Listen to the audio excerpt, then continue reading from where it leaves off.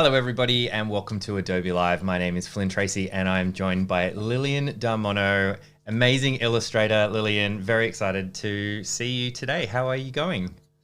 We're good. I'm good. How's everybody? I hope everybody's good. Yeah, hello, chat. It's great to see some familiar faces and some new names in there as well. Hey, D, you're going to get a kick out of this stream for sure. R&B, great to see you. Valwo, nice for you to join us as well. We also have Festus in the chat, Johanna looking after us. And yeah, it's going to be a wonderful morning. We're here for 2 hours with Lilian, and we've got so much to show you, so I'll shut up in a second. But if you're over on YouTube, jump over to behance.net/live if you want to join in on the chat, or you can watch on YouTube. It's the same amount of content, but if you want to ask questions or jump in and say hello, we'd love to hear from you. Please join us. So Lilian, as always, because this is the first time on Adobe Live, be great to have a look at some of your work and hear a little bit more about who you are and what you do. So would you like to kick us off? Yes, absolutely. So, hello everybody. My name is Lilian Darmono. I am an illustrator, art director. I've been working as a creative professional since around 2004, so it's been a long time. Did a bit of a roundabout journey, studied graphic design at Swinburne Uni here in Melbourne, and then after that did a little bit of internship in graphic design, and then kind of find that it's not really for me, print design. And then I went back to uni and did a master's in multimedia, which at that time involves learning about After Effects. Mm-hmm. And I was hooked, and I was a motion designer from 2004 until I guess about 2012. Around about 2009 or so, my work started to shift more towards illustration and style frames, and I'm doing less and less animating. But the fact that I have an animation background is really handy because I get asked to do a lot of characters and environments a lot for animation. In fact, that is still 80 to 90% of my work is animation centered. Wow, so that I know much. how to separate files. Yeah, it's actually still, like the bulk of my work. I get asked to do a lot of explainer videos, a lot of vector characters, and just knowing how animation works as a pipeline, and also having had an experience working with 3D characters, I understand how animation teams need things to be supplied and what will be helpful for them. So that has really stood me in good stead in my career. And it's such a roundabout journey because apparently I have always been an illustrator at heart, but I just never understood how to make a living through drawing pictures, because I grew up in Indonesia, where there's very little information on like what sort of types of creative careers you can have. So I thought the only way you can make a living out of being a creative is by doing graphic design, which ended up to be not true. But I've started drawing since I could hold a pencil, which I think around about 4 or 5 years of age. Wow. So a roundabout way, and now I've kind of like gone full circle that most of my work is now not animating things myself, but doing illustrations. Yeah. And so animators must love working with you because you know how to create the files and hand off files in a way that they can integrate it quickly and efficiently into what they need to do, right? Well, I hope so. I haven't gotten any serious complaints yet. I mean, there might be a few grumbling people that resents the way I don't separate things properly when time is tight, but I do my best. Hopefully I'm doing a good enough job that people don't hate me so much. Yeah, I'm sure they love working with you. That amount of your work is for that. It's fairly niche, like in terms of an output of a single artist such as yourself, like for that big bulk to be part of that. So I think you might be doing something right. Lilian is repped by the incredible Jackie Winter Group. I just sort of want to mention we've had quite a few Jackie Winter artists on Adobe Live recently. Bill Hope was actually on yesterday, of course, staple of Adobe Live, but also Ellen Porteous, Ken Taylor, and Greta Larkins have been on recently. I'm so excited to be here with Lilian today, and you guys are going to have a great time. So big thank you to Jackie Winter for hooking us up. Should we look at some of your work now, Lilian? So for those that might not have seen your fantastic work, they can check it out. Maybe you could pick one or two pieces of work and we can have a quick look before we jump in. Yeah, sure. So I'm going to show you, this is my page on Jackie Winter Artist Gallery. A bunch of stuff that I've done through them. And then this is my actual personal folio that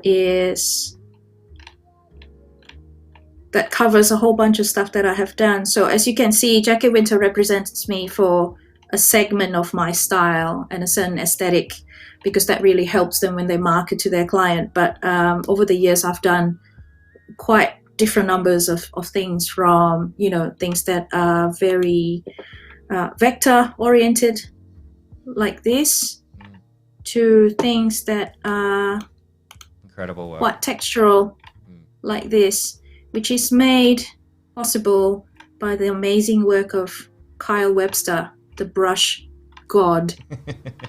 Yeah, we call Adobe. It's illustration bingo on Adobe Live. If you mention Kyle T. Webster, you win the game. Everybody. Yeah, I mean, he's made a great difference to my life in general. Exactly. Because before him, it was really difficult to try and mimic that sort of handmade texture, and to even paint digitally and have the same sort of feel as painting with traditional media, which I also do. It's just a godsend. So a few things that I want to show you. So these are two very different outcome. The first one here is something that I do purely in Illustrator, a character design and illustration for HomePal, which is an app, kind of like a butler type of app where you can order things online, find houses you want to buy or whatnot. And in here, I'm drawing a little bit from personal experience of somebody who breastfeeds while shopping online. So, if those of you who don't know, breastfeeding an infant in the early days takes up to 8 hours of your daily life, which is a full-time job. Mm-hmm. So you can sit there for about an hour and 15 minutes. So she has water, important to keep hydrated, and she's passing the time by buying things she needs for the house. Yeah. What did people do before phones during that 8 hours? I know, exactly. Books, I guess. Yeah, I suppose. TV. Or the telephone. You can, like your landline, talking to friends. Just talking to friends for 8 hours, intermittently. Yeah. Yeah, exactly. And this is something I did on Fresco, purely on Fresco. And I want to say that for a long time, I resisted drawing on glass. On Cintiq or any sort of pen on screen media, and I used to always just do everything on the traditional Wacom tablet.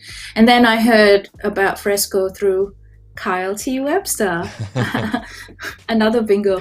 And it's been a real godsend, because my son is 3.5 and he still needs us to sleep in the same bed as him. So with this, with Fresco, I can draw on my iPad and just relax and unwind in pitch blackness. And it's enough of a reassurance that he can feel his parents' body next to him, so he doesn't wake up and become a terror overnight. So that allows me to keep being creative even when I'm performing my parental duties in the middle of the night. So this is done on Fresco, mostly with vector brush. And once the whole vector element is done, then I add a little bit of grunge and grain there with pixel brushes on the clouds and stuff, just to add interest. Purely experimenting on style, what else can be done with characters and this particular aesthetic that I really like so much, which is a lot of line work and stuff. Yeah, amazing. Yeah, so that's me really. Oh yes, well I also do traditional painting, which is what I mentioned earlier. Why Kyle Webster's brush is really useful for me is because I get the feeling of painting on board or canvas with acrylic or even watercolor. Yeah. Digitally, it's such a nice thing to be able to do, although it never quite replaces the pleasure of traditional media. But less time to do that now that I've got a kid. Right, yes. Hopefully soon. Soon again. Yeah. Yeah. Oh, fantastic. Someday. Oh, that's amazing. Whoa. You have incredible work. I'm really excited because Thank you. we're gonna show a little bit of Fresco as well in the second half, which is really exciting. Yep. So for those who are very familiar with Adobe Live, you know what I'm going to say, but we have a little timer above us. We have Q&A break in about 40 minutes or thereabouts, where we'll answer kind of bigger meaning of life questions. But feel free to ask questions as we're going through. If you have questions about what tools Lilian's using or what we're doing or where creativity comes from, anything like that, throw it in chat. We'd love to hear from you. And again, if you're watching on YouTube or anywhere else, jump over to behance.net/live, and that's where our live chat is. Come and say hello. But without further ado, should we jump in and watch you work your magic? Yeah, sure thing. So today I thought I'll take you through what happens with my character illustration process. So this is a typical brief would be to say or illustrate people interacting in a general office scene, which I get a lot, and make it friendly, make it diverse, and make it interesting. So I'm going to start with that right now. So this is Photoshop. I am going to pick a brush to start sketching. You can see here I've grouped the brushes by Kyle T. Webster. There you go, another one. Into favorites because he has hundreds and hundreds of them. So one that I like using is Animator Pencil. So I'm going to start here. Animated Pencil, was it? Is that one? That one was called? Animator Pencil. Animator Pencil. Cool. Yeah. So I'm thinking a scene of a superior or the CEO talking to their underling. The first thing I do usually is to just kind of plan out general composition. So this person here on the right is the superior and the person on the left is the underling. And right from the get-go, usually I start thinking about how am I breaking stereotypes with all the conversation that happens around Black Lives Matter. I would like to make this person a black woman. So because when you get a brief, are you finding any change in the way that you're briefed these days for, companies trying to be more multicultural, trying to be more diverse? Yes, I do actually. It's a big change compared to say 4 or 5 years ago, where there is no mention of diversity at all in the brief. It's just kind of like, yeah, do whatever. And now it's specified in the actual brief. Oh, we want to be diverse. And that's coming up more and more. In fact, most people would say that. I mean, a lot of my work goes to government organizations and big tech companies that need to be seen as diverse, whether they actually practice diverse hiring policy or standing up for minorities. That's another thing which we can't know for sure, but this is just what happens.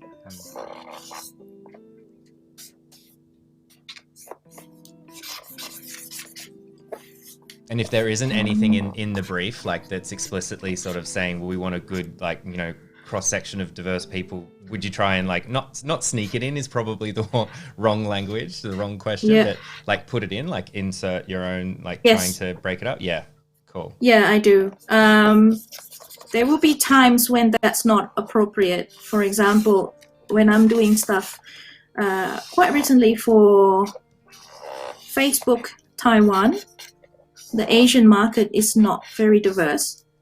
Like it's quite monoracial, and it will be quite out of place to put a person of darker complexion in what seems to be, you know, what needs to be represented as like a typical Taiwanese society or Taiwanese urban scene. So I couldn't do that. As you can see, she's also pregnant.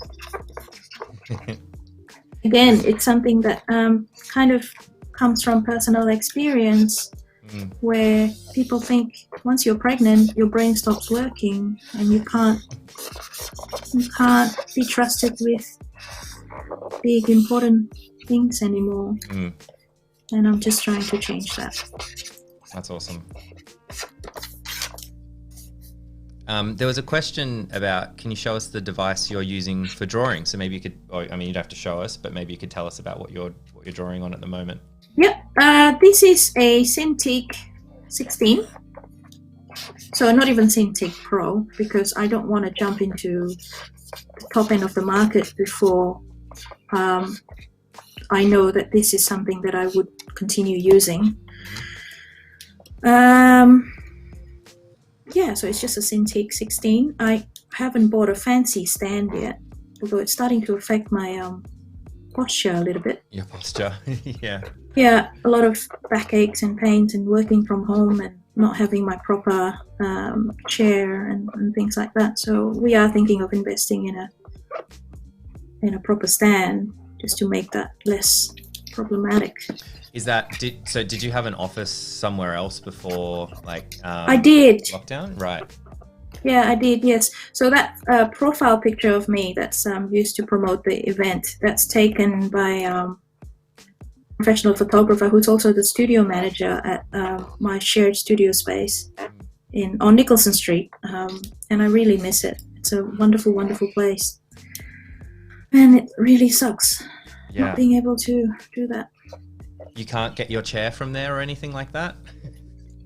I guess I can, but just haven't had the time. It's crazy. 3 months of lockdown, and I just, haven't managed to do that.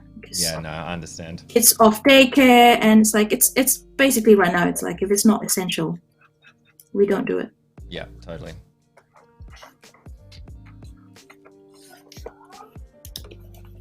So this is, I'm trying to make this person a male. Bill Hope is in chat. Hello, Bill. Hey, saying, Bill. Put it on a stand. Save your back. He's suggesting that. Yeah. Good idea. We do have to look after ourselves. We don't know how long we're going to be, doing this. Yeah. Doing this. Yeah. Yeah. Might be a long time. But I'm in the same boat. I still have this like kind of old chair I'm spending way too much time in these days.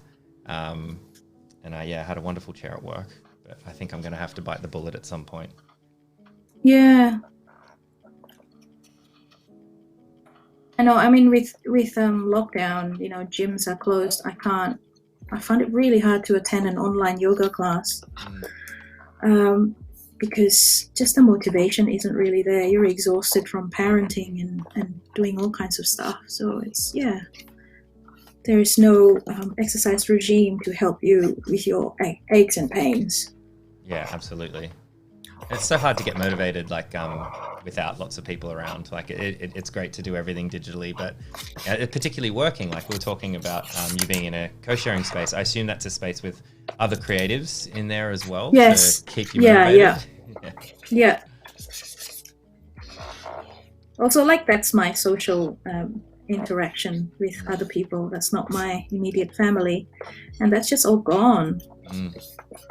Can't do that anymore. Very sad. Even like the fact that I can just casually say hello and goodbye to other people who are sharing the space, it's enormously beneficial to mental health. So those of you who are thinking of having a shared studio space, do it when all this is over. When you can. Over. Yeah, absolutely.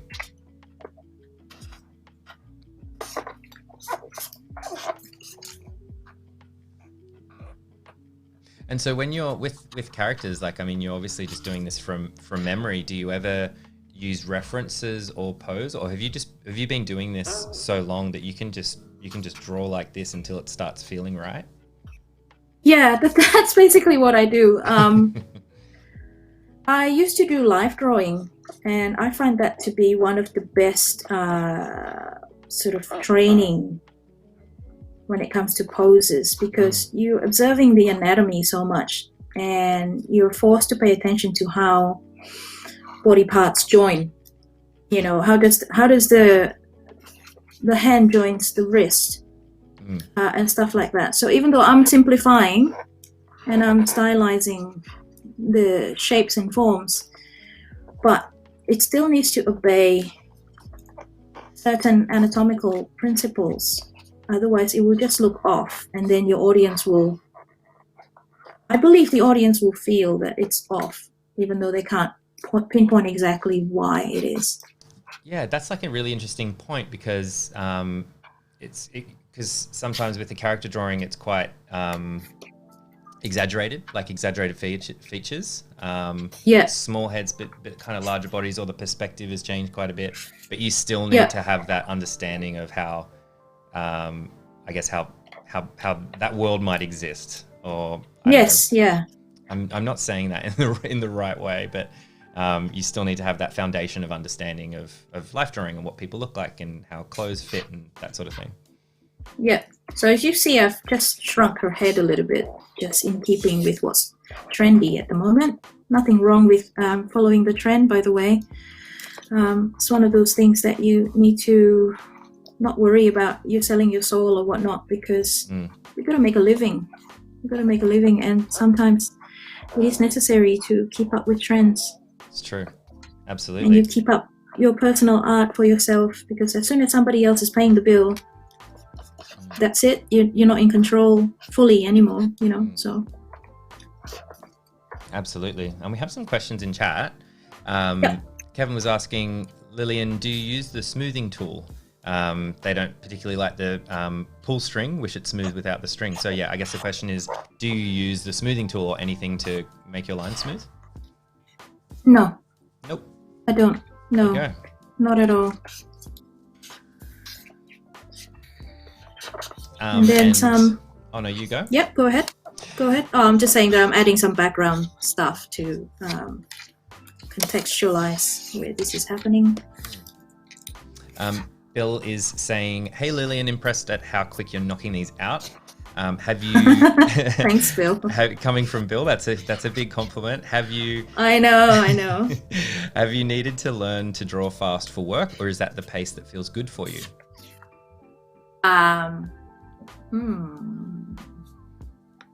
Given that I have a small child, I'm doing this mostly for myself. I was just, I was talking to Flynn before we start the live stream, that having being a parent means you just can't afford the time to fuff around.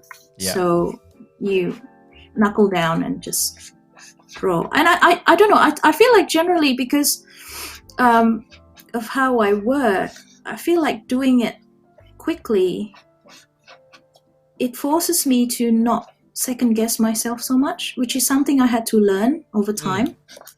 Second guessing yourself while you're creating is very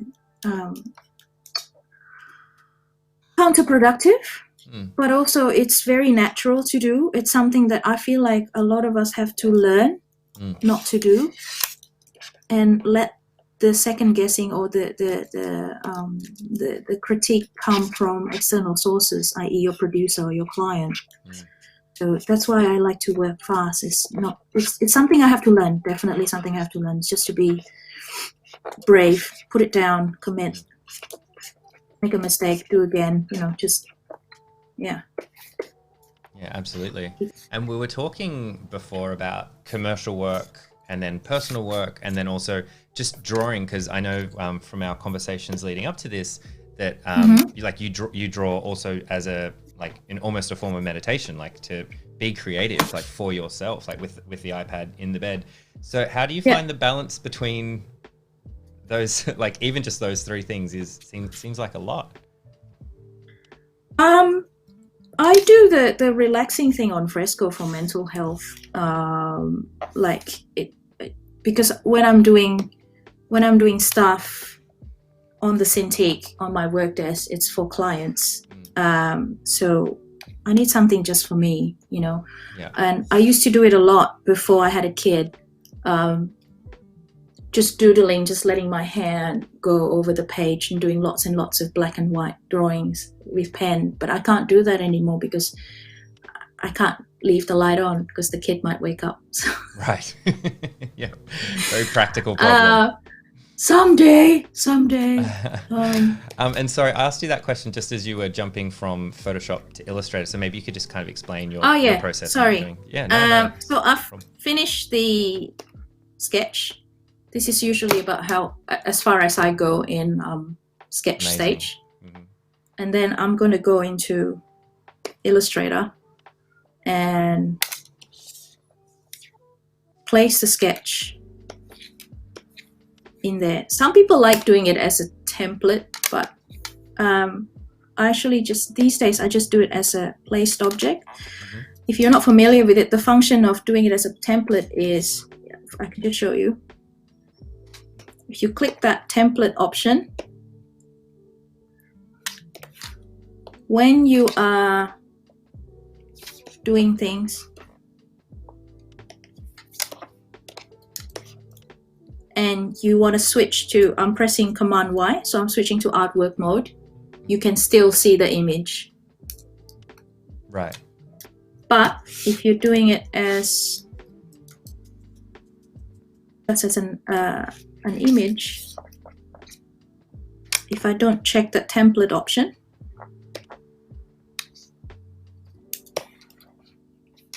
and if I'm doing something and I switch to artwork mode, you can't see it anymore. That's why that option exists.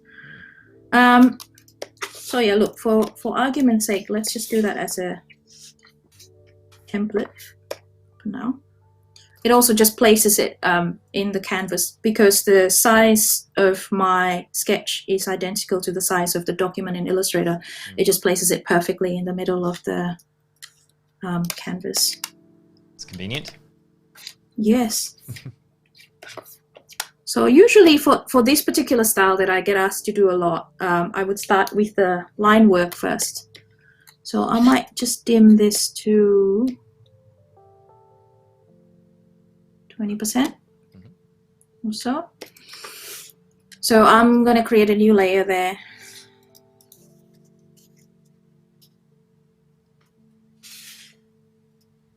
Now, this is something that is different now that I'm using a Cintiq. Before, when I was just using the Wacom, I would do it with the pen like this. Right. And then I always like to have the rounded corner. But now that I've got the Cintiq, I find it much more, because the feedback I get from Jeremy, who's the leader of Jackie Winter, is to keep developing my style in a more freehand, looser, less constrained, less precise sort of direction. So I find it helpful to start drawing freehand. So I'm going to do that. Right. By just using a pencil tool. And do you have any smoothing on the pencil tool, or? No, just basically you can slide that whether it's smooth or more accurate, and I prefer it to be exactly in the middle. Right in the middle. Yeah. So let's assume this is for animation. So I'm going to set this to RGB. That's under color mode, RGB color. And usually for animation, I find the thickness to be good between 2 to 3. Sometimes 1 if that's a sort of like style that the client prefer to be a bit more fine. But for this demonstration purpose, I'll do 2-point line stroke. And then I might just change that. Name, head outline. So with animation, you have to separate the head, the limbs, all on separate layers. So the limbs, the head, the torso, and stuff. So I'm going to start doing that just from scratch because it saves me a lot of time later on. Now I'm doing the fill, and I'm finding myself going back to the pen tool. Right. So you jump around between the two just depending on what kind of line you're trying to draw, or? Yes, yeah. What the object that I'm trying to draw. For line work, I like it to be a little bit more loose. For fills, I need it to be a bit more precise. So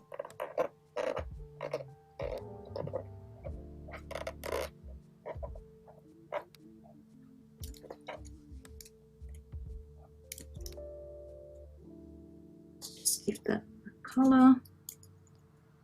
There was some Wacom stand suggestions in chat, by the way, so I can share some of these with you. Awesome. Chat's trying to help you out.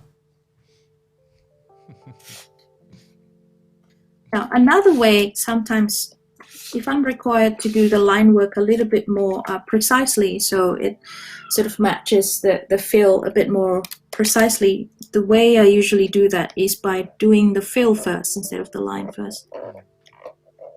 By doing this. So I draw the shape.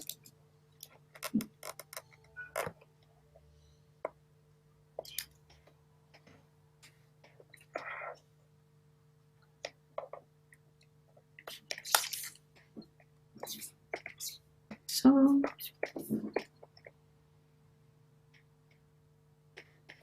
and then I would do Command C, create a new layer, and do Command F, move it to a new layer, and then. So why Command F? Because then it pastes the thing that you've just copied exactly where it was copied from, like in the exact position. In the right spot. Does that make sense? So if I'm doing that and I go, let's just start that again. If I'm doing that and go Command C and Command V, it pastes it somewhere else. Whereas what I want is for the, so I'm going to make an object here and give it a black outline. So if I'm doing Command C and Command F, it will put it exactly where I need it to be. So if you can see, perfect. That's exactly where it is. So then I would lock the fill layer, and then I would delete certain out of the line. And then do my manipulation like that. This is part of the current style where you have the black line but not everywhere.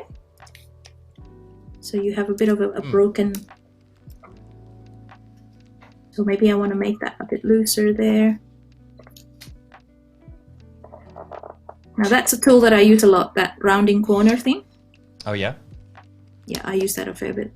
So does that kind of smooth out make the corners more round, or what do you use it for? Yeah, yeah. Yeah, correct, yeah.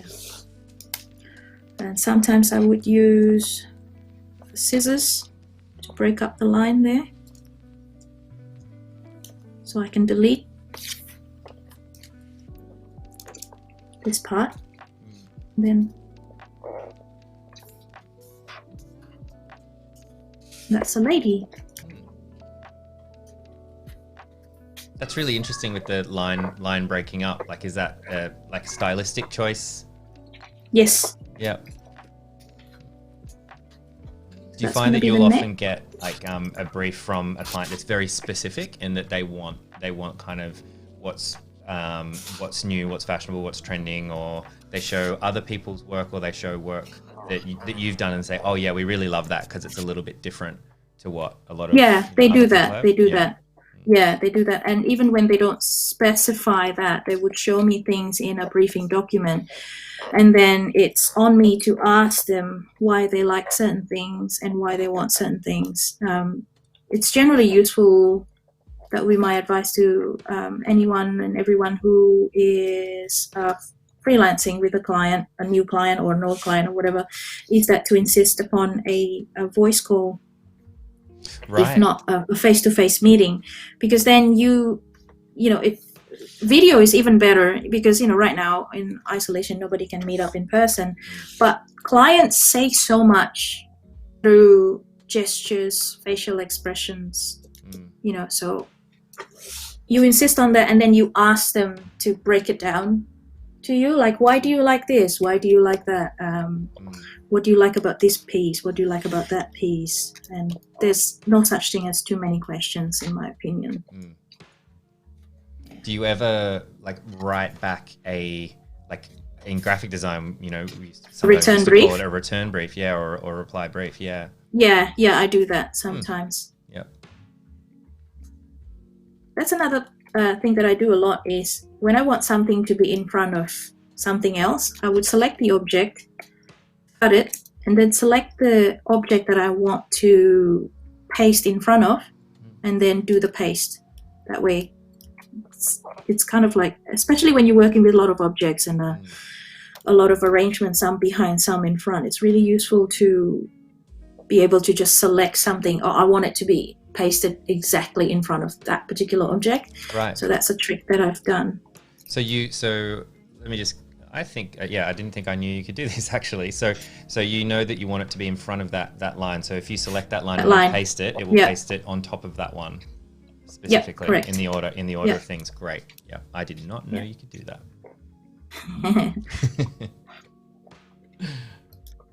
I think I discovered it by accident.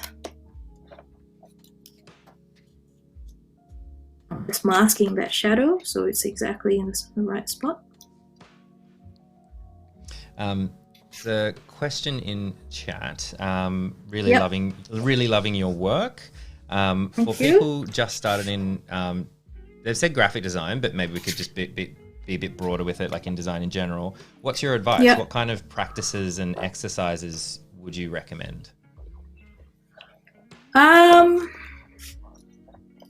I would say one of the basic things that I really benefited from is to pieces of design that you admire, and then you keep a scrapbook, and then you write a bit of a journal in terms of why you like the things you like. Because the more you are well versed in that, the better you're placed at explaining things to client. When you do become like a professional and you're required to talk to client all the time, it's useful to have had that training to explain why certain things work visually and why they don't. So that would be my advice. And also life drawing, lots and lots of life drawing. Life drawing, yeah. I think it's something that quite a few illustrators and designers have mentioned on Adobe Live. Johanna, you can put that on our bingo sheet, I think, because live drawing. Live drawing, because it's quite hard to do at the moment, obviously. But I think Before Chat have actually found some places online where you can enroll in free like life drawing classes during this time, which is great. But yeah, how often would you go to a life drawing, or is that something you need to do early in your career and not so much when you're I think if I don't have a kid, I would still be doing that at least once a week. Along with other important things like exercise and yoga and stuff like that. But I think even having a little notebook with you, because I think sometimes we can all be a bit put off by the idea that, oh, you have to go to a class. You have to sit among other people who might be better than you. You might be embarrassed that your drawing isn't as pretty as other people. And that can be intimidating. So you just carry a sketchbook around and you draw anything you can from life, whether it's a piece of, furniture or flowers or trees or a person on the tram. Just do something every day, generally. But I would say for a life drawing, like a proper life drawing class, once a week would be amazing if you can swing it, if you can afford it. If you can't afford it, because, you know, it's not free, get somebody you know to pose. Don't have to be naked. Reassure them that you don't have to take your clothes off. You know, just sit there on the whatever, watch TV and let me draw you, you know, that sort of thing. It's really useful. Because if I might add, the whole thing about life drawing, it's something that I only realized later on in life, in my professional career. Why it's useful is because it kind of loosens up your hand, eye, brain coordination. And that would speed things up so much when you're trying, you know, that frustrating feeling when you have something in your mind and you try and draw it and it's just not turning out right. I've had that frustration many times. And the more you do life drawing, the better that connection, that neurological connection between your mind and your hand and your eye, and the less frustrating things would be. So that's why. That's amazing. That's great. That's great advice. And Bill Hope in chat has mentioned that SBS has started a life drawing show with Rove McManus for some reason. That is pretty weird. That is very weird. There you go. Rove and life drawing. Learn something new every day. That's very strange. He must be getting on quite a bit by now. He looks pretty good. I wonder if he'll be posing. I hope not. Botox? No. Okay, so I'm starting to draw the limb there. And if this is going to be given to an After Effects animator who will be doing stuff with the puppet tool, you need the upper arm and the lower arm to be on separate layers. Right. But what I find useful just for the speed and keeping the accuracy of what you're trying to do is to not worry about that yet. And just finish your illustration, and then after that you can chop them up and then do this trick that I will show you in a minute. And why is that? Why do you not want to be preparing it from the very beginning, to be on separate layers? Does it interrupt the creativity or the flow, or? It interrupts my thinking in terms of how the arm should look like. Because of the training that, I get through life drawing, I tend to think of each limb as its own united, whole object. Right. And I don't want to interrupt that because at the moment when I'm drawing, I might still adjust the length of it, and all of that. And I don't want to commit to separating anything yet until I'm perfectly happy with the shape and the proportion of that arm in relation to the torso and other parts of the body. Cool. Great. So in relation to the, pardon me if you can hear the garbage truck outside. It's garbage day in my neighborhood. Oh, it's garbage day. It's been morning today for us as well, so you might get it on my side too. Somebody who asked that question about the smoothing tool, by the way, please don't feel that you have to follow the way I do things, because everybody is so different. Whatever works for you, really. Because I'm old school. I learned Adobe Illustrator in 1999. So awesome. Some of you might not have been born yet. I don't know. So it's just how my brain is, it's quite old by now, this brain of mine, so I'm kind of like a little bit stuck in my ways in a lot of aspects of the production. So just because I don't do it, you know, it doesn't mean that you can't. If you want to use the smoothing tool, go for it. Absolutely. I know that at one point I did not use the Pathfinder tool a lot at all, and now I can't live without it. So, you know. There you go. We're coming up to our Q&A, by the way. So we've got about 5. I think the clock's a little bit fast today, but about 5 or 7 or 8 minutes or so. We'll take a bit of a break. Yep. Especially because Lilian doesn't have a stand. We don't want her to. Don't you to do anything to. We want you to take. It's important to take like a 5-10 minute break every hour. So we'll take that time to have a chat. So we've got lots of questions for Lilian, but if you have questions, chat, and if you're watching this on YouTube, jump over to behance.net/live. That's the chat that you can join to ask your questions. I mean, we've got more than we could possibly get through today, but feel free to ask your questions. Before we do that, we've got a bit of time. Please, yeah. Let's just do this whole separating things. So now that I'm happy with the shape of that limb, that arm, I'm going to do the separation now. So I use my knife tool there, click on the object I want to cut, and roughly cut where her elbow would be. And then I'm just going to hide this by pressing Command 3, just so you can see it and I can see it. And then this is a trick that was taught to me by an Israeli animator I worked with in London, of making sure the joints are perfect circles. Cool. So sometimes I like to turn on snap by going, what is it called? It's not snap. Pressing Command U, whatever that is. Turning on this smart guide. Is it smart guide? I don't know. So that way, when I'm moving the path, when I'm moving the anchor point, it will tell me when it's hitting the other path that I want it to line up. It's snapping to the other line? Is that what's happening? Yeah. Yeah. So you can see here,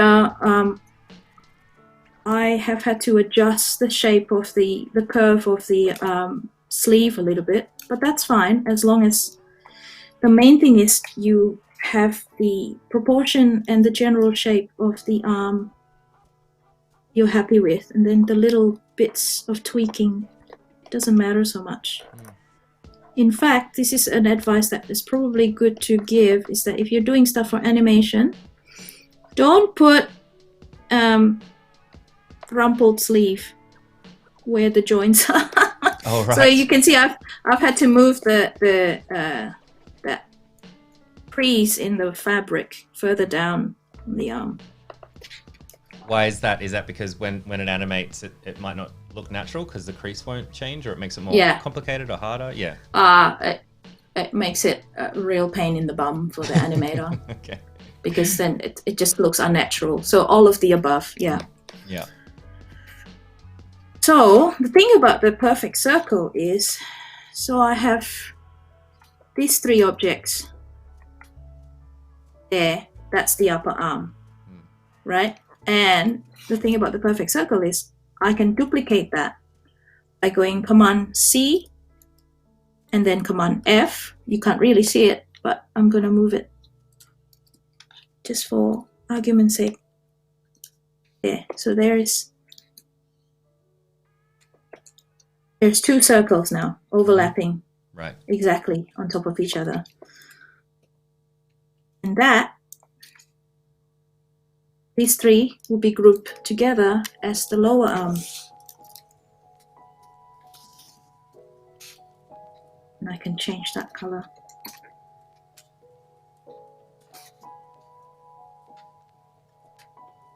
Such a great tip. I know, I'm really thankful that he actually told me how to make it easier for them, for the animators.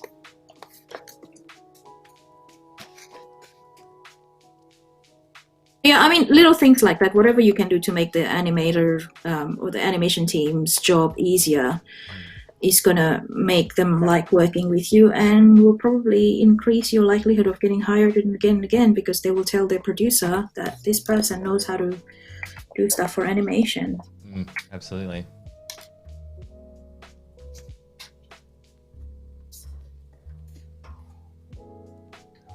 I'm going to do that trick again of copying and pasting in place and then creating the outline.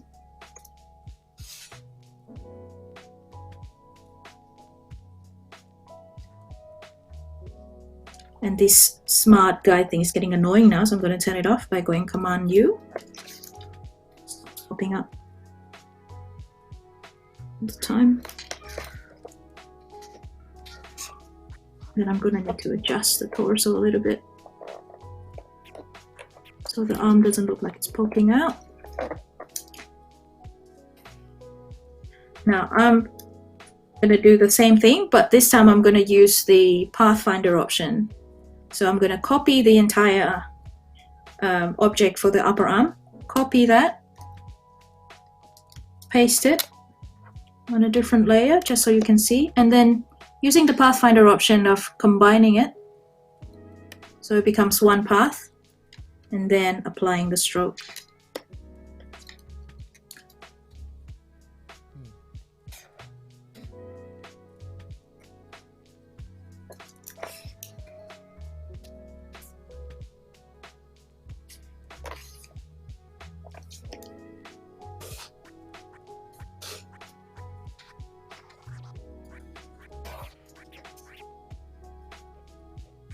Again, generally not a good idea to have the stroke anywhere near the bits where it's gonna move. So you just take it away from the elbow.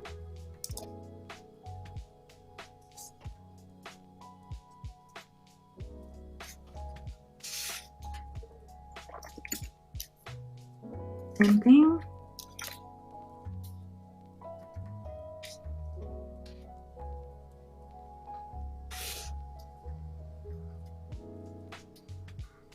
I'm locking things as I go, pressing Command 2, so I don't accidentally select them.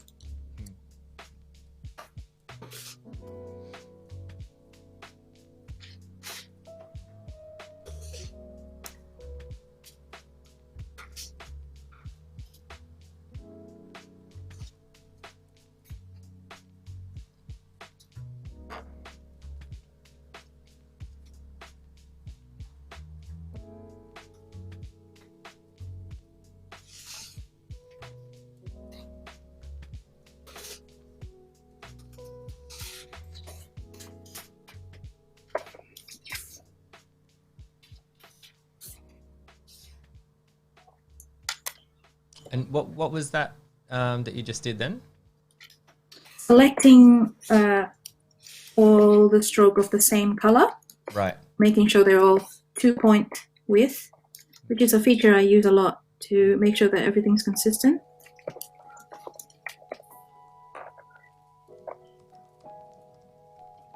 You can see I'm not even using the template anymore when I'm doing the face, because once you get to the artwork stage, sometimes I feel like the illustration takes a different life, so you have to make the face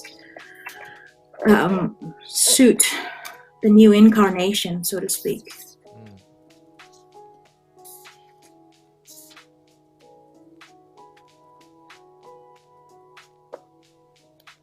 It's also important to pay attention to features. If she is a black woman, she's not going to have pointy Caucasian nose. So you make the nose a little bit broader.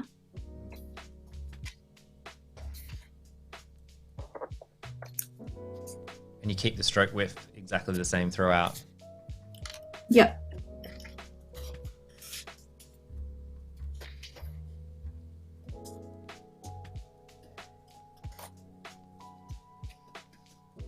We are at Q&A time, so we might need to take a Q&A Sure. break soon, whenever you're ready. Yep. But soon. Yep. Ish. Whenever you're ready, Yep. but soon. That was doesn't make much sense, does it? Cool. Amazing. Let's do that now. Oh, that's so cool. It's super great. I love the tips, and There was a lot. There was a lot in there that you did. Super cool. And let's have a bit of a Q&A. So we do have a bunch of questions. Yep. So from Johanna, great question here. How has Photoshop Illustrator changed your workflow throughout the years? I think interested, she's a lot younger than us, and I think she's very interested in what has changed over years and if it's changed your workflow.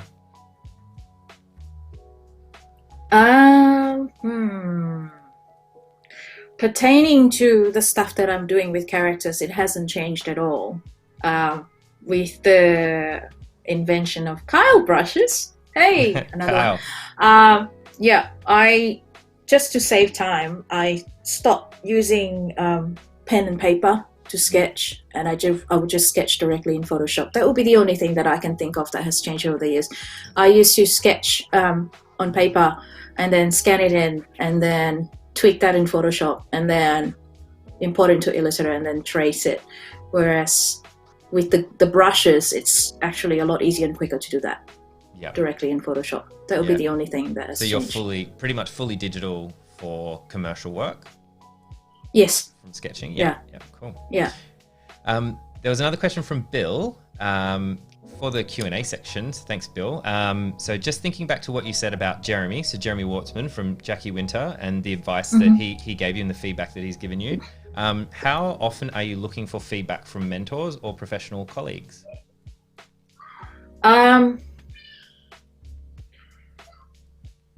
I don't have any mentor at the moment, sadly. Right. Because I'm one of the oldest people I know around. I used to have a mentor, but she's more of a career sort of professional track mentor, like what to do. I mean, she didn't really give me specific advice so much as being there and being supportive and inspiring me to call out sexist behaviors or any sort of toxic behaviors, but not anymore. But with Jeremy, because he's my agent and he has his finger on the pulse in terms of where things are going in terms of the illustration world going ahead, I seek his feedback quite a lot. In fact, I continue the same sort of workflow that I used to do with him before I got signed. So it's taken me 7 or 8 years of talking to Jeremy back and forth until I got signed, until he found a style that I have done that is marketable, that fills a slot, like fills a niche in the market that he thinks he can sell me for. So I still send him things that I've done, new things that I've tried out, and say, hey, what do you think? What do you think? What do you think? But I don't really have much time for anything else, sadly. Yeah, I mean, these days, the mentorship stuff that I seek would be parenting mentorship instead of, I don't know, because like in terms of work, it's like whatever gets the job done, whatever gets the money flowing and can put food on the table. And it's the other stuff right now that really occupies 90% of my planning and thinking and strategizing and stuff. Yeah, great. So that's it. That's quite interesting. Like, do you have any kind of advice for people, maybe that Jeremy's given you, that you can give in us, all of us and people looking to find a style? And because you talked about we've had people on talk about finding their own style, but you framed it in a bit of a different way, in the like a sellable style. Like, this is commercial art, right? Like, it's not art for yourself, or I mean, you do that too. But when we're talking about commercial sellable artwork, that you can have a style that, someone like the Jackie Winter team can market out to those tech companies and everything like that. Can you tell us a little bit more about that journey and how you found that, or any advice for people trying to do the same thing? So basically, the background image that you've got on the screen here is what led me to being repped by Jackie Winter. It was a video I created for a wonderful company in the US, in San Francisco, called Authors Projects. And they gave me a few style references, and they want to make this video for a health insurance company. And it's a style where the line work doesn't match up with the fill. And I'm like, yeah, okay, cool, because that's basically what I do with animation stuff anyway. People send me references and I'll just execute them. I don't have my own style per se. In fact, that's kind of why it's taken me this long to find a representation, because my portfolio always has been deemed too diverse by agents. They can't sell me because there's not enough of one specific thing. And clients that use reps tend to be quite spoiled in that way, that they can just commission work from an artist that has done a particular style over and over again a lot. And I don't have that, so I did not have that. So this particular style, when it came my way, I was required to do that. So it's all by accident. I showed it to Jeremy and he said, okay, I think we can sell this style. Can you make 20 more of that piece, of something that's like that piece, of different backgrounds, different colors, different situations, not just like beige, pink background, but other backgrounds, darker maybe, or whatever.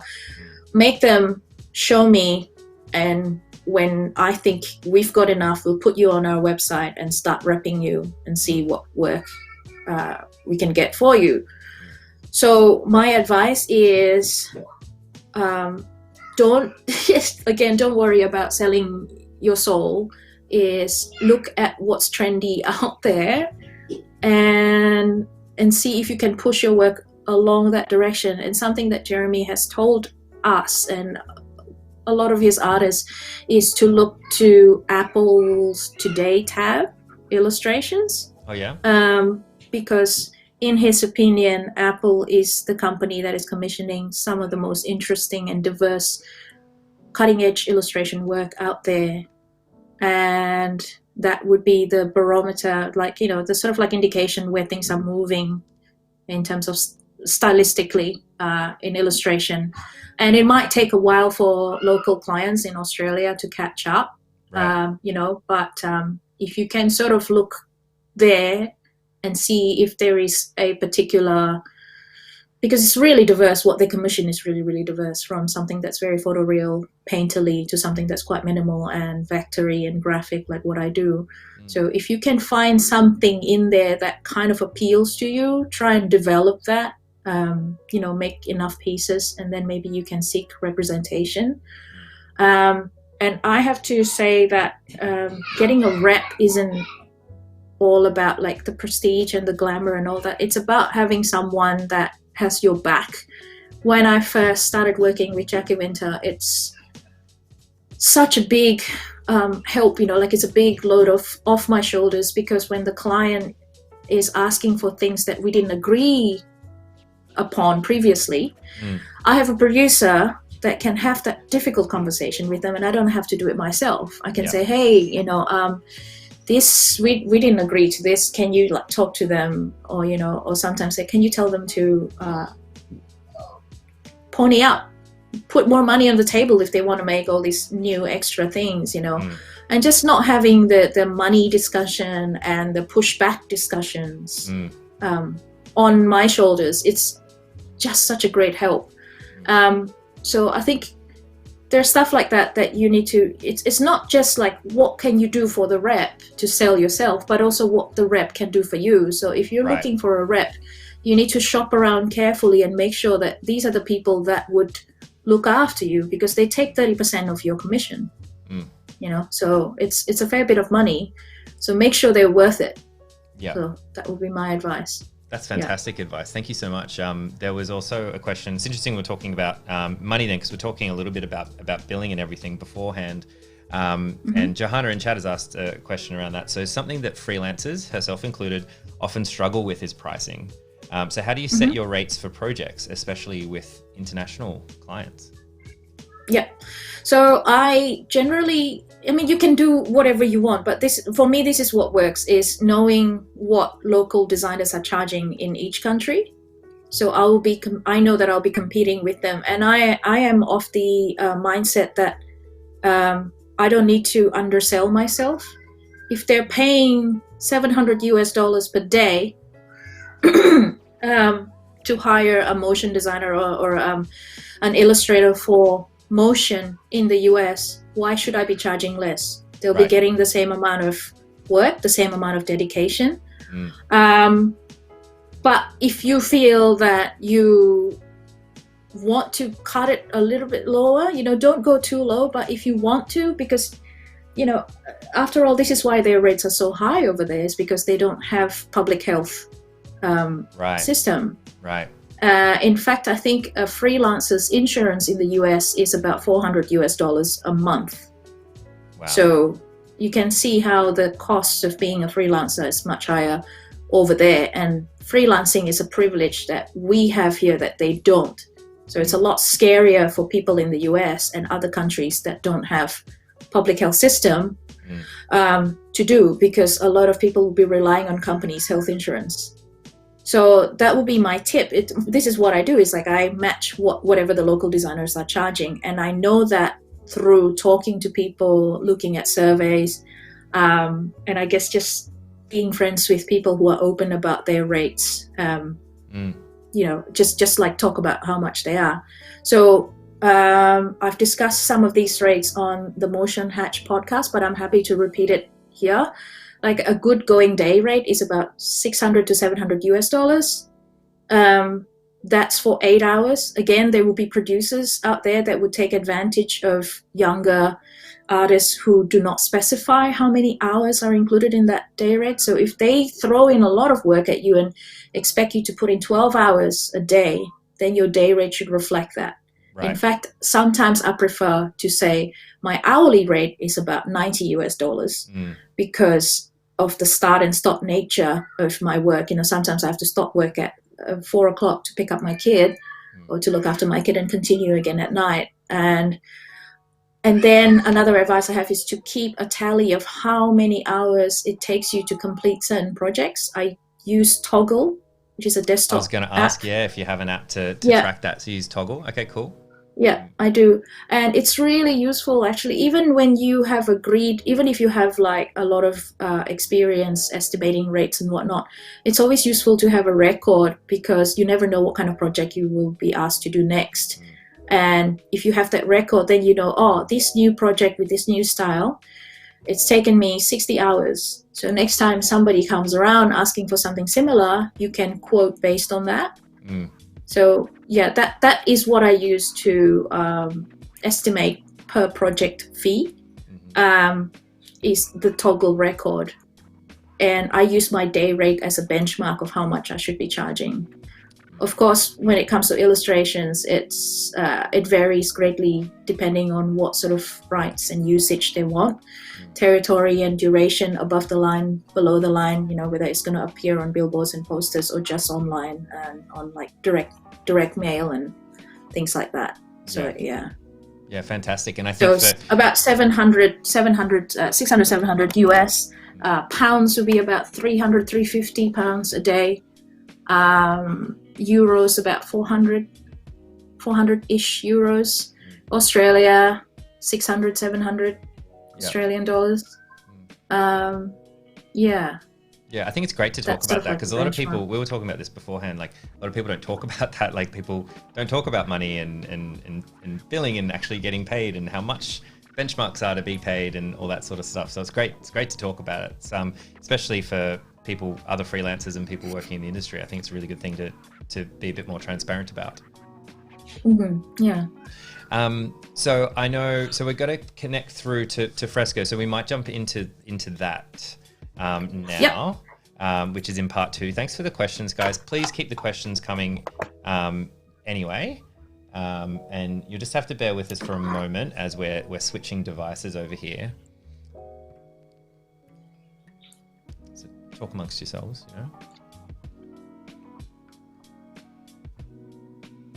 It's great to see Ben Marriott in the chat as well. Hello, Ben. Hi, Ben.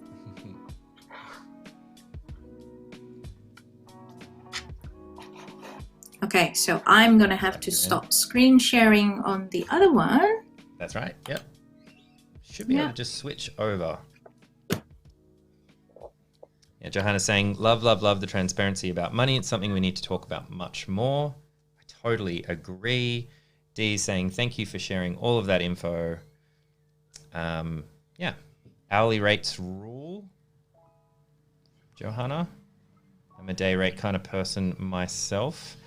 Bill was saying, I sometimes imagine a producer being a bit like one of those blockers in American football that's just palming people in the face while I run behind them.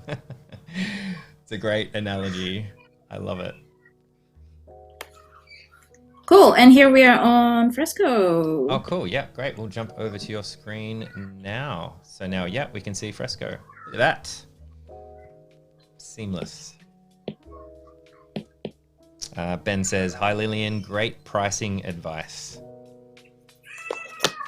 Thank you. Okay. Oh, whoops. Oh, Siri. Get out of here, Siri. Oh, there's a slight technical glitch there. I forgot to charge my Apple Pencil. Oh, the Apple Pencil was 0%. Whoops. Sorry, everyone. Shall we, I don't know, shall we do like 5 minutes of going back to the other illustration, or like what do you guys think? I think it depends how long that pencil take to charge. 5 minutes. Oh, really? Only 5 minutes? Okay, great. Yeah. Why don't we jump back to Q&A? So if it's charging at the moment, we can just jump back and we just take a couple more questions. Yeah. So let's do that. I definitely had some more questions. We may have covered some of this, but Brian actually asked before, and I missed this question, so sorry, Brian. From a young designer, besides practice, what is the most beneficial thing you've done to find your style?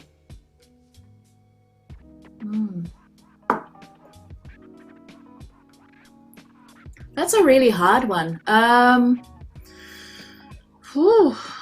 Failing a lot. Failing? Trying different things and failing a lot, yeah. And what do you mean by failing? Trying something without worrying whether it's going to look good. Right. Following your hand and then just make something. Like that advice that people give to writers. If you have a writer's block, the best thing to do is to sit in front of the typewriter and just start typing something, and something will come. Yeah, I find that to be true with creativity block as well. Of course, you do all the other things like walks, fresh air, gardening, enjoy, like doing things that you enjoy, stuff that you love, that really recharges your battery. But that, and then also looking at things that you love visually, not necessarily artwork or design work. Like if you're the kind of person that really likes, this is something I do a lot, is looking at interior renovations, like beautiful photos of interior architecture. Yeah. So I do that to recharge, but I find those things that I see start making its way into my artwork, like the curve of certain light fixtures in this like neo-deco minimal / mid-century revival type of thing. It starts to find its way into my artwork, into my characters, as well as into my environment elements. So just have a feast visually. Let yourself be guided by what you want to look at. If you want to look at clothes, do that. If you want to look at people, if you enjoy people watching, which is what I do a fair bit before all this started, the isolation thingy. Look at animals, which is what I do as well. I look at plants, animals, interior decoration, photos, people, all sorts of things that you enjoy visually, and it will filter its way through your output somehow. Yeah. That's awesome. I think it's really great advice.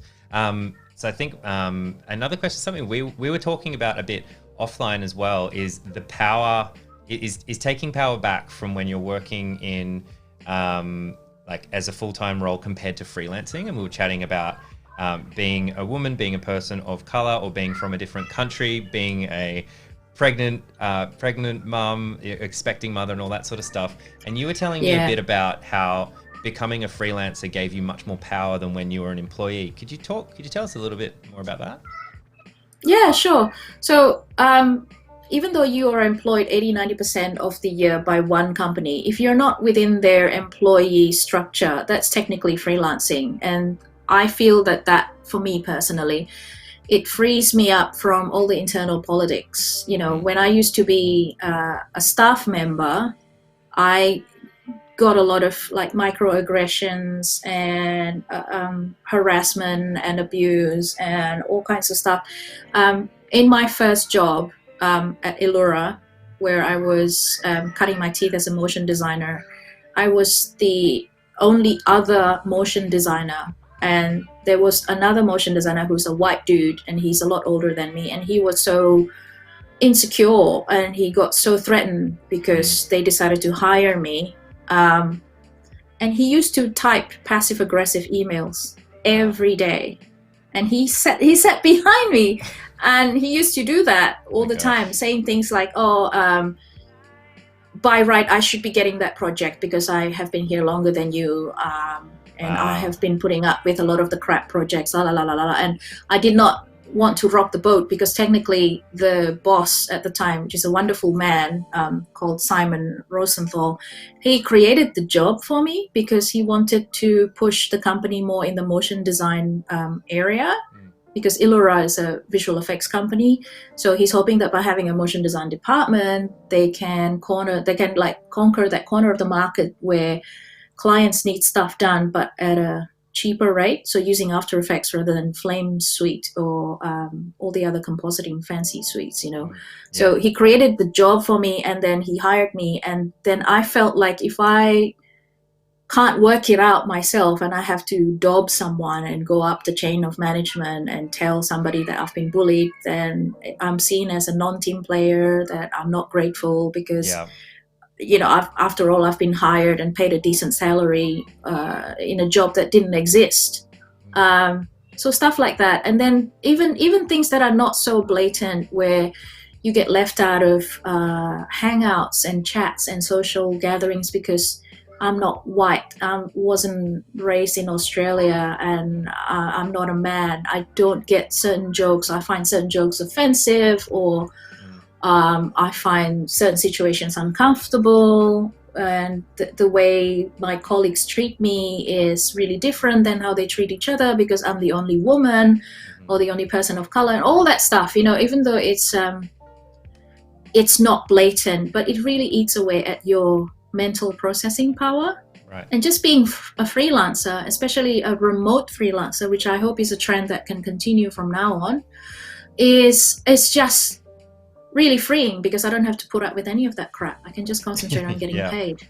Yeah. And also something that we talked about before about being a motion designer. Usually if you're employed as a motion designer at a company, one of the things that you aim for is to be a director. You get to direct certain piece, and you get to have your say. You get to, you know, direct creatively how the project's going to go. You get to talk to the client and all that sort of stuff. And because I have stopped animating and I'm no longer employed as a staff, as a motion designer, a lot of the white male directors have stopped seeing me as a threat. So I don't get any of that tension and negative energy. In fact, they love me now because I make them look good, you know.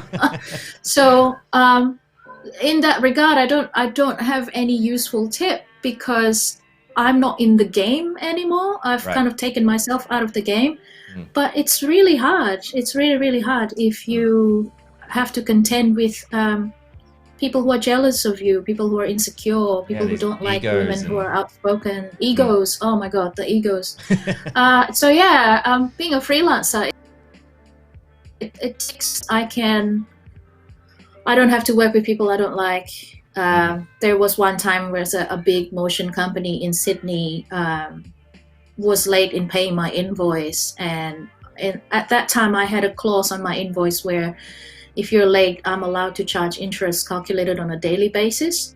And the founder of the company rang me up and abused me on the phone for doing that. So, you know, that's it. I don't have to work with you guys anymore. Yeah, you're cut. You're off the list. Yeah. And I guess like being a parent as well these days, it's you know, you're forced to be practical. And I personally, I'm not afraid to take up non-design jobs if it comes to that. I don't mind stacking shelves if my, you know, old back and old knees allow it. Should illustration dry up tomorrow, and should I alienate all the studios because I don't want to take any of their bullshit anymore.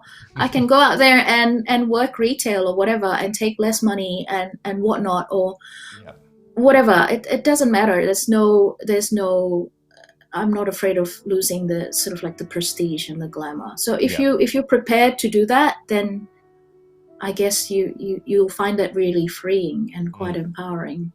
Yeah, that's fantastic. Yeah, thank you for sharing that experience. And I really do love the taking charge of it, like positive direction to take it in. So as you said, you don't have to deal with all that crap. Yeah, exactly. Which is really great for anyone out there listening. I'm sure a lot of people can either relate or they might be up against that stuff. So yeah, consider taking charge. What do you think about the pencil? Do we feel confident? Yep. To jump over? Yep. All right.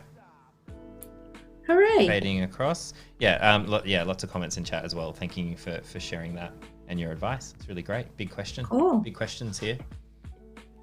Check us out. All right, so in Fresco, I don't like drawing on a white screen because it's very glary, especially because most of the time I'm working late at night. So the first thing I would do is fill it up with another color. I like brown paper aesthetic, so I do brown. And then I choose the vector brush, and then just a basic round brush. 1.5 is good.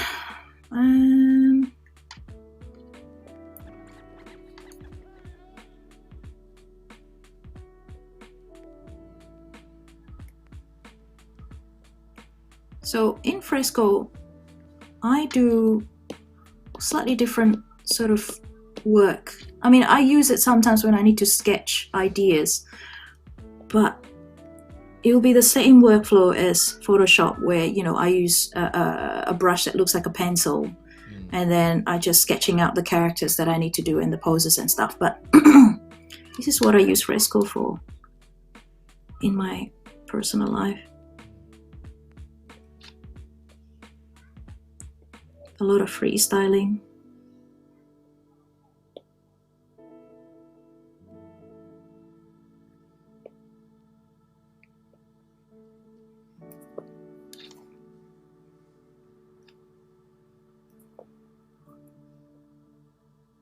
So a lot of things that I love, which is plants and curvy, feminine bodies. That's one of the things I love the most about Fresco is this feature. Paint bucket. Paint bucket. Yes.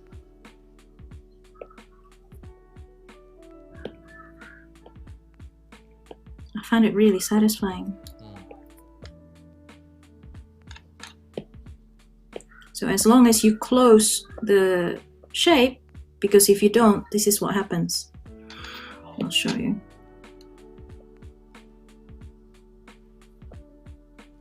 Now let's say I want to make that hair red. But you can see I did not close that gap there.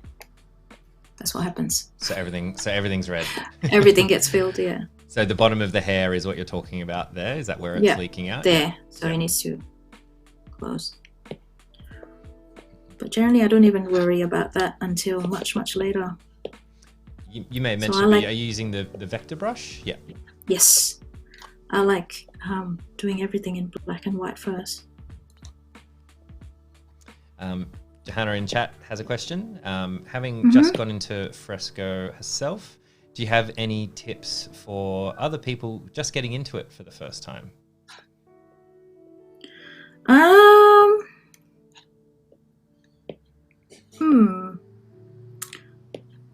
Import your brushes from Kyle.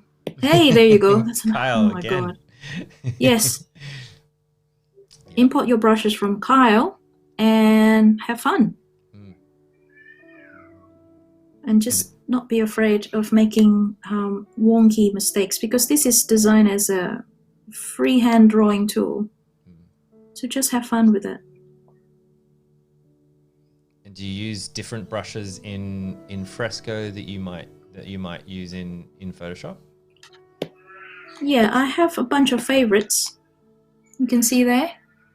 Oh, it's still refreshing. Still refreshing, I think. So I'll just read it out to you. Kyle Ultimate 2B Pencil, Kyle's Drawing Box Animator Pencil, Kyle's Drawing Box China Marker. So these are the same ones that I use in... oh, there they are. Yeah. These are the same ones that I use in Photoshop. Spatter brushes to create the texture. Sometimes when I want to do something more painterly, I do the oil thicker. Blair, Go-Go brush. Sharp inker, natural inker. But most of the time, I really like the sharpness of the vector brush, because it's just the kind of stuff that I enjoy drawing when I'm tired and half asleep, or trying to sleep. And do you have pressure sensitivity turned off? Yes. Yeah. That gives because you that, I want the like, line to be perfectly even. solid, even line. Yep. Yeah. Correct.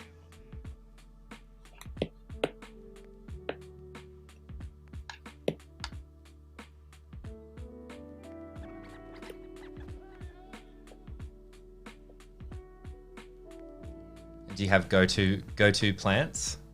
Do you know, like, all No, I don't actually. Just draw what you like. Yeah, I like the Monstera, the Swiss cheese plant, but I'm making stuff up as well, things that might not exist.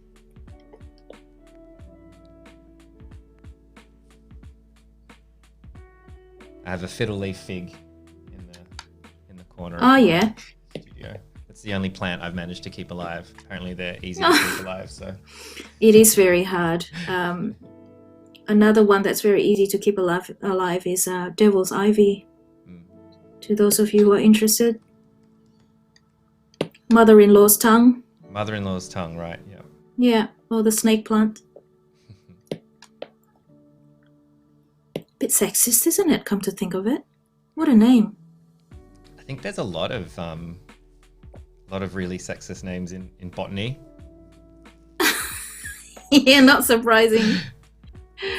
Oh dear.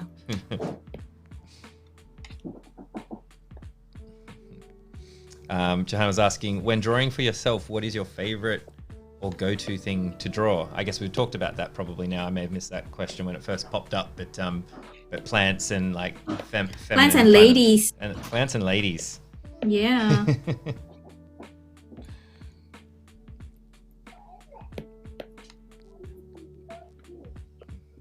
I don't know. I find it really healing, working with my hands in the garden. So that's why plants feature a lot in my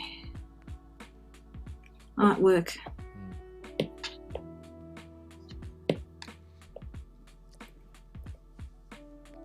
Jess is saying, I love your broad knowledge, Lil. You're the best. Oh, thank you. I was having a conversation with a photographer whose work I really loved. She shares my studio space. Her name is Lily Waters, and she does a lot of female bodies in nature, like in otherworldly looking landscapes. And we talked about it, and it came out that I might have a lot of things in common with her, in the sense that we use our artwork as a way of healing, because I'm a chronic pain sufferer. I have chronic pain, right. And like many women, I also faced a bunch of sexual molestation. Apologies if this is a confronting topic, but you know, strangers in the street touching you and doing weird stuff with you in public transport and stuff like that. So, you know, doing a lot of stuff with female bodies is quite healing. In a way.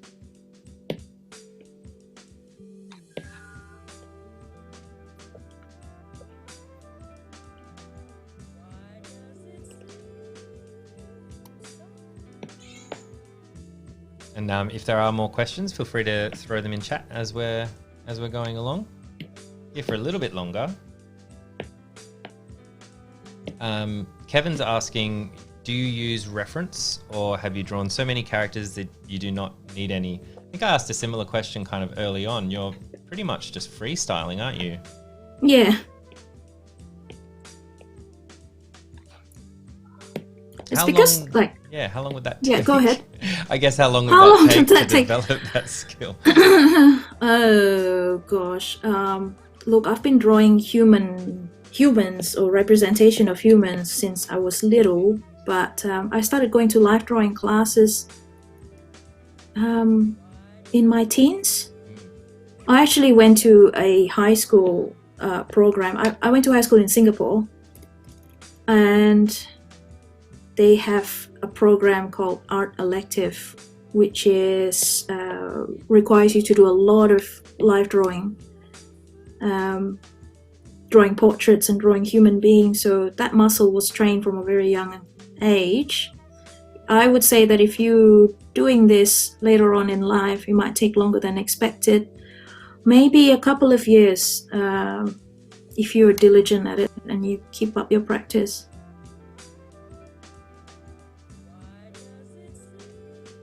Absolutely. But I think if you do a lot of character work, then I hope it means that you like people. You love observing people, and sometimes it's awkward to take photos of interesting people you see on the street. Right. But if you have a notebook, you can quickly write down what they're wearing that makes them interesting. Like the other year, last year, I saw a beautiful woman in Melbourne Central. She was wearing tracksuit, like the fleecy kind. Oh yeah. Pink top and bottom, dark pink, kind of like dusky rose. Big golden hoop earrings, and her beautiful hair was just kind of like twisted to one side. She's black, so her hair was just like this voluminous and beautiful. And tracksuit, oh my god, I never thought anyone could carry off tracksuit in such style. And she's just gorgeous. And I did a quick drawing of her and put it up somewhere on my Instagram. But yeah, stuff like that. If you can't take a photo sneakily, then write it down and then use that as an inspiration. Like quirks really help when you're doing character design. It makes your characters feel like a real person instead of just a generic, stock illustration from somewhere. That's really interesting. That's a really interesting point. And would you sketch them? So you're sketching them very quickly, or are you just kind of writing down? Like I'm trying to imagine, are you walking along with a sketchbook, or are you? Or your phone. You can tap it into your phone. Yeah, notes, and you're just saying, just a couple of things that. Yeah, interesting. That's super cool. Yeah. My notes is just shopping lists. Yes, I have that too. But no, I don't do that anymore, by the way, because I just don't have the hands. Yeah. Often when I'm out and about, I'm with a child, and it's all hands on deck, looking after the kid. But if you're child-free, then by all means use that to observe and think of things you can add in illustration stage, like piercings. Tattoo is a lot of work to draw, but piercings. Interesting hat, and always questioning the stereotype. I mean, I get asked to do a lot of family scenes, and I always try to put the father, if it's a heterosexual couple, I always try and put the father, if there's a mother and a father in the picture, always try, because I have a lot of friends who are dads, and they just feel very left out in the parenting conversation, which is another thing I realize, is that we're all capable of being assholes if there's no diversity. I have a friend who's a dad, and he said to me that he gets deliberately left out during parent group meetups because most of the other parents are women. Oh, really? Yeah, he gets deliberately talked over and ignored, the way women do at design meetups. So we're all assholes. We're all definitely capable of being assholes. I think that's so true. It's so true. There was a great question, actually. It kind of segues from the talking about if it's illustrating a family or anything. So Jessica is asking, do you have any tips on drawing children? You get so much personality into your characters. I hear that drawing kids can be notoriously difficult. Observation, I think. I don't understand why drawing kids can be difficult. I don't understand where that's coming from. Can someone elaborate on that? Have you ever needed to draw children? You've never run into any kind of, they're not difficult to draw for you? No, they're not. No? I guess because I'm a mum, but even before that, it's not difficult. I don't understand why it's difficult. You just basically make sure that, I guess difficulty people might have is they look like little adults rather than kids. Right. So you pay attention to facial proportion, body proportion. So if I'm drawing a kid, for example, let's just do one right now. So they tend to have less defined shoulders. I mean, this is stylized, of course, but you get the idea.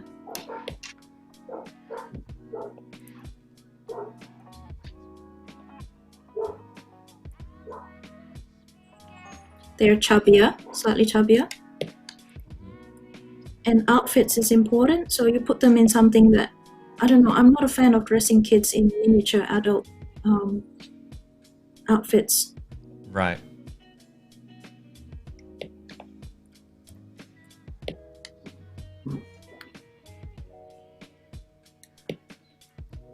It's got like little overalls on. Yeah, I love overalls, even though I never ended up putting a lot of overalls on my kid because he hates getting dressed. And they're a pain in the bum to put on, especially when you're toilet training. Right. But they're super cute, and they're one of those things that not many adults would wear. Right. It's hard to pull off. Like a tracksuit, overalls is difficult to pull off, figuratively and literally.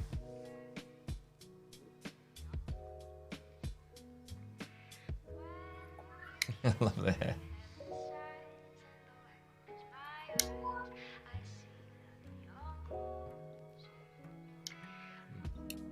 I don't know. I think you just think cute. I don't know. I'm not quite sure if I'm answering the question very well.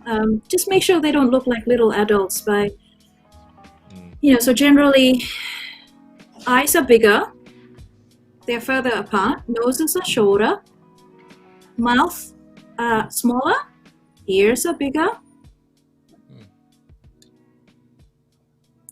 shoulders are more sloping. And of course it helps if they're having a prop.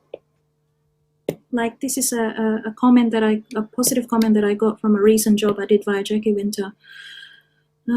I drew a little boy with a bunny toy. Again, trying to break stereotypes. Because there's no such thing as gendered toys. Come on, if a toy is gendered, then it's not a toy for kids. If you know what I mean, like adult toys. And I got a lot of positive comments over the bunny that the little boy is holding in the illustration I made.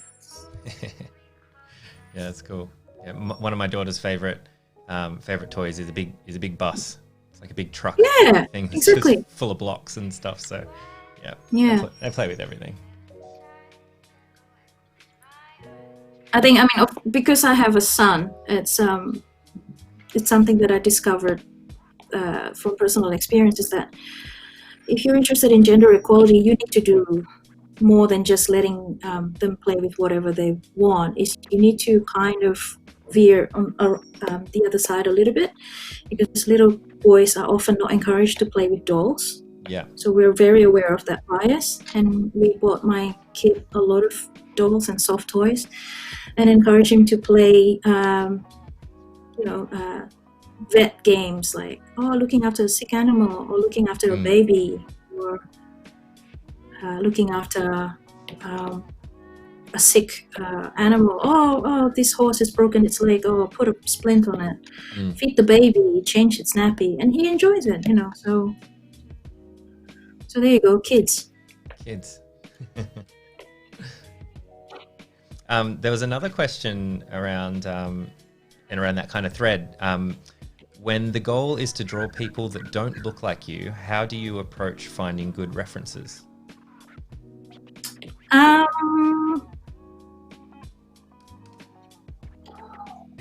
Twitter. There are Twitter. lots and lots of black artists out there. I think black people is really underrepresented in Australia. Twitter, you follow, there's an amazing thread of how to draw black hair, which I found very informative and useful because I did not understand the actual biology, the complexity of it. Right. It's about I can't really share that screen right now. It's about how the hair has a different structure. So things like having black hair in braids, for example, like in one of those beautiful long braids, that is very expensive to do, and it takes hours and hours, like 6-8 hours, sometimes 10 hours to do. Oh wow! So this I didn't is know something that. that I say a lot. Yeah, if you're drawing a black mum with a newborn, like I did in the earlier example, don't put braids on her. She doesn't have time to Doesn't have time for that because yeah, that's why I chose to draw her with a closely shaved head, because that's the most practical, the mini fro they call it. This is the most practical way of managing your hair when you've got a newborn, stuff like that. Oh, I love that. I love that you're thinking yeah. about that like realistic scenario, the realistic story. That's really great. Yeah, again, it's if you're doing characters, you need to make them believable. You don't want to insult your audience by showing them you haven't done your research. So yeah, there's Google and Twitter and lots of people of color, or a lot of artists talking about how to draw their demographic.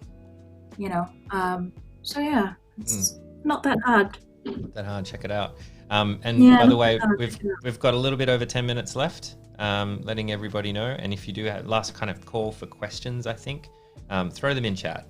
And again, if you're watching on YouTube, the chat that we're using is over at behance.net/live.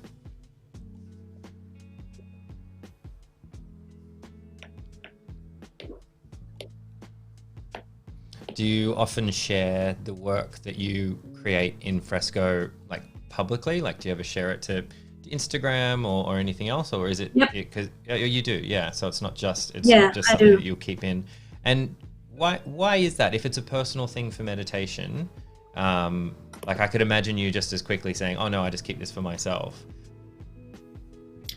I don't know, because I think it's a way to connect with other people. But also I'm so old now that I'm past the stage of worrying about whether something that I do is pretty enough or not. Like you just don't worry about that anymore when you get to a certain age. So I'm less self-conscious about my work. And also Jeremy says that it's good to keep your Instagram account updated quite regularly.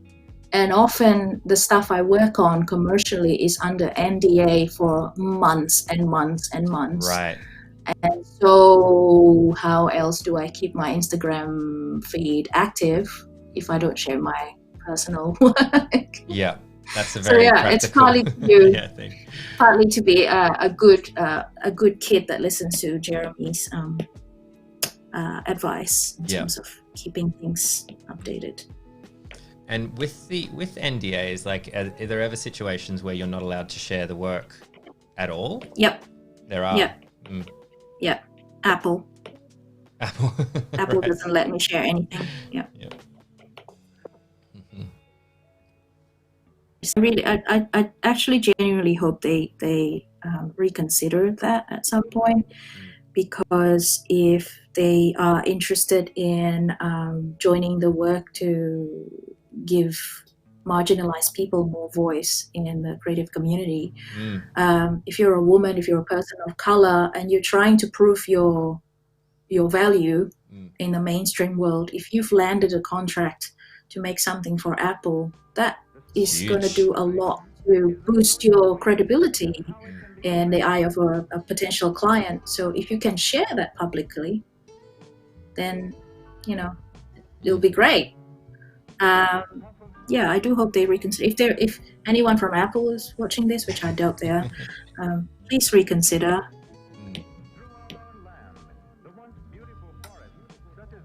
Sometimes I also use the eraser to create. And you're not using like too many layers either. Like you're only using a few layers to create all of this. Yeah, yeah. Do you try to keep it limited, fairly limited when you're on the iPad, when you're using Fresco in terms of the amount of layers you're using?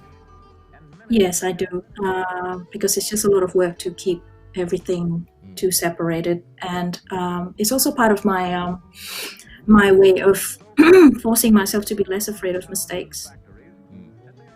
You know, like if I mess something up, so what? Tomorrow I can start again.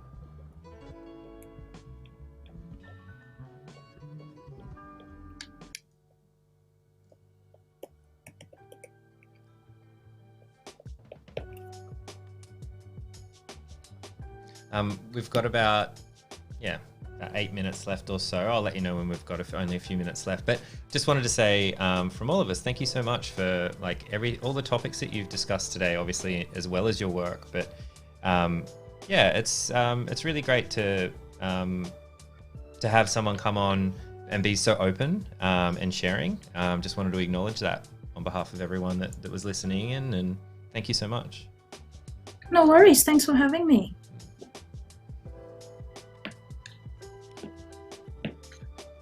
I love this cutting back with the eraser. I'm going to try this out for all of us. We have our Discord. I'll let everyone know as well. We have our Discord going. I think Johanna can share a link to our Discord in the chat if you want to jump in. We've actually been doing our own illustration challenges lately. So jump in there if you want to hang out with us outside of the live stream. Yep. Cool. Hang out. You mean today? Like after this? Yeah, we usually jump in after the live stream and hang out a little bit. We've got some illustration challenges happening in there. The people are free to join because otherwise we're live and then we're not live, and we like to interact with the community and everybody else outside of the streams. Yeah. Unfortunately, I have to give that a miss because I'm straight onto the other work that is unpaid and harder. Parenting. Yep. Yeah. All good. Doing like a swapsy with all the good. Husband today. Yeah. That's my wife and I as well. Always swapping and trading time. Who gets to work and who's being the parent. Yeah, because my kid has a cough at the moment and he can't attend daycare until he's symptom-free. We did take him to get tested and thankfully he's negative. Thank you. But it just means no daycare for the next week. It's like makes it difficult, doesn't it? Yeah. Don't get me wrong though, he's amazing, but God, parenting is like the hardest work there is. Yeah, that's another advice I have for people. If you're finding that professional career is hard, have a kid and then you'll find it less hard. No, don't take that advice. It's a terrible advice.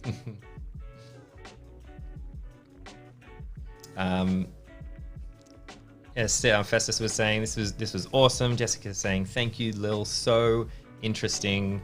The comment so profound, Lil. Kevin saying we need more Lilians in the world. Thank you, Lilian. Oh, thank you. That's awesome. Thanks, chat. Very kind. You guys are great. Very kind.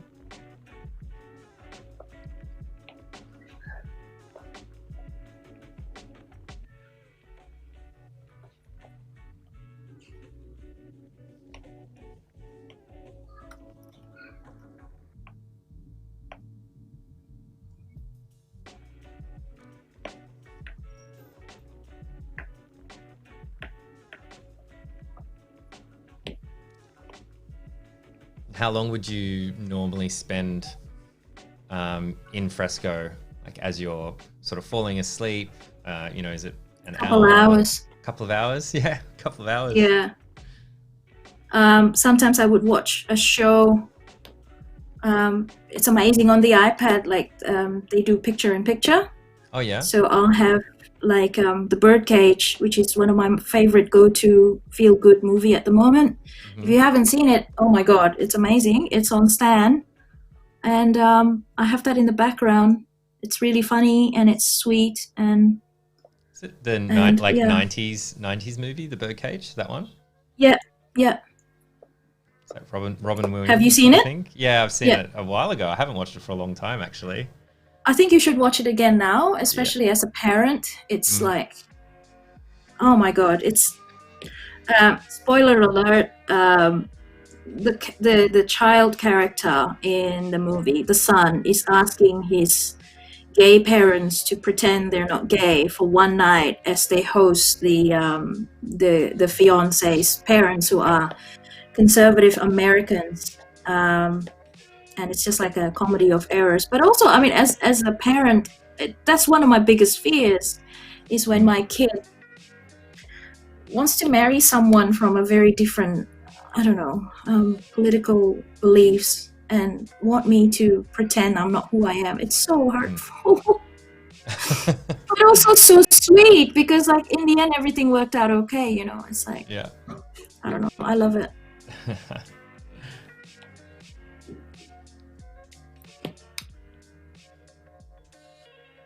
I love those go-to movies and go-to shows.